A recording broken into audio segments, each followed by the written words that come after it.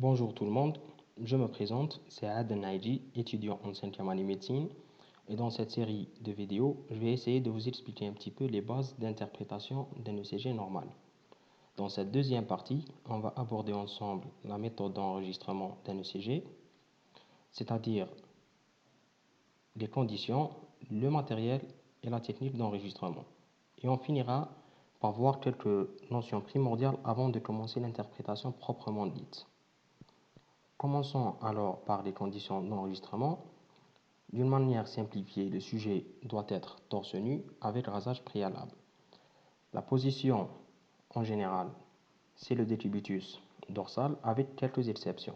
Par exemple, la position assise dans le cas d'un patient orthopnéique présentant un OAP ou la position debout lors d'une épreuve d'effort.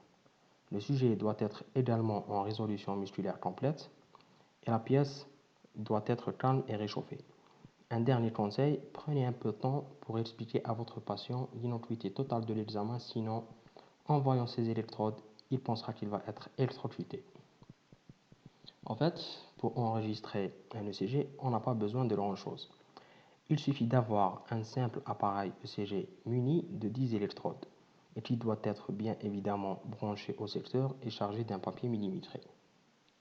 Ces 10 électrodes peuvent être en forme de ventouse, d'où l'intérêt d'une application préalable d'un gel conducteur, comme elles peuvent être directement en patch.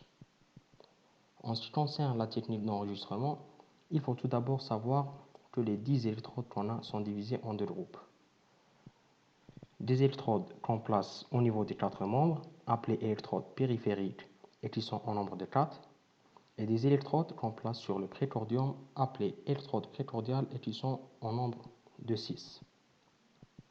Pour les électrodes périphériques, on place l'électrode rouge sur la main droite, l'électrode noire sur le pied droit, l'électrode verte sur le pied gauche, l'électrode jaune sur la main gauche.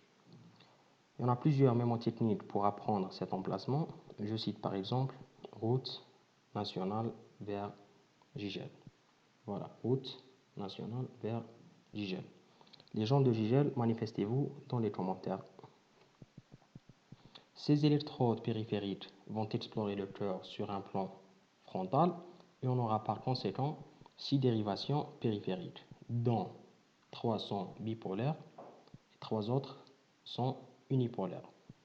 Les dérivations bipolaires sont notées D1 entre la main droite et la main gauche, D2 entre la main droite et le pied gauche, D3 entre la main gauche et le pied gauche, sachant que l'électrode du pied droit est une électrode neutre.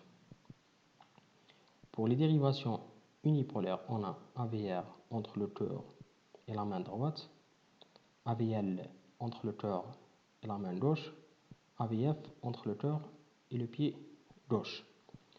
Retenez bien ces deux cercles. Leur superposition va nous donner le double triade de Bailey qu'on va aborder juste après. Pour résumer, on a 4 électrodes périphériques qui captent 6 dérivations, dont 3 sont bipolaires et 3 autres sont unipolaires. Maintenant, concernant aux électrodes, ou bien contrairement aux électrodes périphériques, on a 6 électrodes qu'on place sur le précordium et qu'on appelle électrodes précordiales. Tout d'abord, on doit repérer cette saillie osseuse appelée angle de Louis et qui correspond au deuxième espace intercostal. Au niveau du quatrième espace intercostal, on place la première électrode V1 sur le bord sternal droit et V2 sur le bord sternal gauche. Maintenant, au niveau du cinquième espace intercostal gauche, on place V4 sur la ligne médioclaviculaire, V5 sur la ligne axillaire antérieure et V6 sur la ligne axillaire moyenne. Et enfin, l'électrode V3 est placée à mi-distance entre V2 et V4.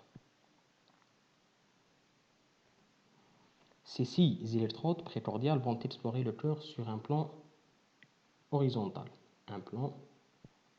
En captant les 6 dérivations unipolaires appelées V1, V2, V3, V4, V5 et V6. Mais plus précisément, ces 6 électrodes n'explorent que la paroi antérieure du ventricule gauche. On sera donc obligé de rajouter 5 autres électrodes dans certains cas de syndrome coronarien aigu.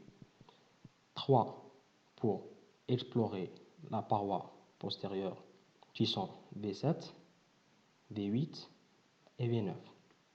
Et 2 électrodes pour explorer le ventricule droit qui sont V3R, V4R, R pour right. Pour résumer, on a 6 électrodes précordiales qui captent 6 dérivations unipolaires. Et on peut rajouter d'autres électrodes dans certains cas de syndrome coronarien aigu. Vous voyez alors, il n'y a pas plus simple qu'enregistrer un ECG. Maintenant, il suffit juste de cliquer sur le bouton imprimer et vous aurez le tracé entre vos mains. Deux petites notions primordiales avant de commencer l'interprétation proprement dite. Le double triaxe de Bailey. Ce schéma qui paraît étrange n'est que la superposition des deux schémas des dérivations périphériques qu'on a déjà vues précédemment. Les dérivations périphériques bipolaires D1, D2 et D3 et les dérivations périphériques unipolaires AVR, AVL et AVF. Il suffit juste de déplacer les différents vecteurs de ces deux schémas au même centre O. Voici AVR, voici AVL et voici AVF, les trois vecteurs. On déplace D1 ici, on déplace D2 ici et on déplace D3 ici. Et voici le schéma global qu'on aura et qu'il faut retenir par cœur vu son extrême importance pour calculer l'axe des QRS après. Une dernière remarque, sur un ECG on trouve parfois des ondes positives et parfois des ondes négatives. Cela ne se fait pas au hasard. En fait, pour savoir est-ce qu'une onde sera positive ou négative, on doit comparer sa direction avec la direction du vecteur de la dérivation. Une onde positive aura la même direction, or qu'une onde négative aura une direction opposée. On prend par exemple l'onde P, qui traduit la dépolarisation des oreillettes. Cette onde P est représentée par un vecteur allant en bas et à gauche. Ce vecteur a la même direction que la direction du D1, D2, D3. Donc, l'onde P sera positive sur ces trois dérivations. Or que ce même vecteur, il a une direction totalement opposée à la direction du AVR. Et par conséquent, une onde P sera négative sur la dérivation AVR. On arrive à la fin de cette deuxième partie. Merci pour votre attention et à bientôt pour la prochaine vidéo.